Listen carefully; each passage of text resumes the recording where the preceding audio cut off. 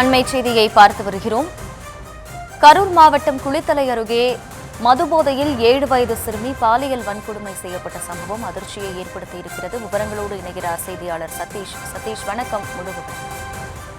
வணக்கம். கரூர் மாவட்டம் குளித்தலை அருகே கழுவூர் ஊராட்சி மகாலிப்பட்டி சேர்ந்த சரவணன். இவர் கழுவூர் எஸ் வளையப்பட்டி பகுதியில் செயல்பட்டு வரும் அரசு மதுபான கடையில் மது குடிக்க சென்றுள்ளார்.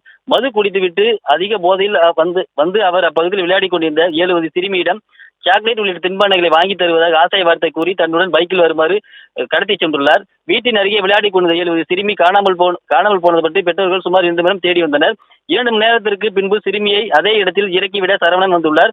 அப்போது சிறுமியின் பெற்றோர் மற்றும் அப்பகுதி பொதுமக்கள் அவரை தர்மடி கொடுத்து தோகைமலை போலீசார் வசமுடன் ஒப்படைத்தனர். மேலும் தோகைமலை போலீசார் சிறுமியிடம் மேற்கொண்ட விசாரணையில் அவர் பாலியல் பலாத்காரம் ஈடுபட்டு தெரிய வந்துள்ளது. இதனை அடுத்து சிறுமியின் பெற்றோர் மற்றும் அப்பகுதி பொதுமக்கள் தாங்கள் பகுதியில் செயல்படும் வரும் டாஸ்மாக் கடையினை இந்த பிரச்சனைகளை ஏற்படுத்தியுள்ளது. மேலும் அங்கு மது அருந்த ஒருவர் இருசக்கர வாகனத்தில் வேகமாக வருவதாகவும் பல்வேறு விபத்துகள் ஏற்படுத்தி வருவதாகவும் அப்பகுதியில் உள்ள டாஸ்மாக் கடையினை அகற்ற வேண்டும் என பாதிக்கப்பட்ட சிறுமியும் நியாயம் கிடைக்க வேண்டும் என கூறி தோகைமலை மணப்பாறை சாலையில் குறுக்கே அமர்ந்து சாலை மேல் போராட்டம் ஈடுபடுத்தினர்.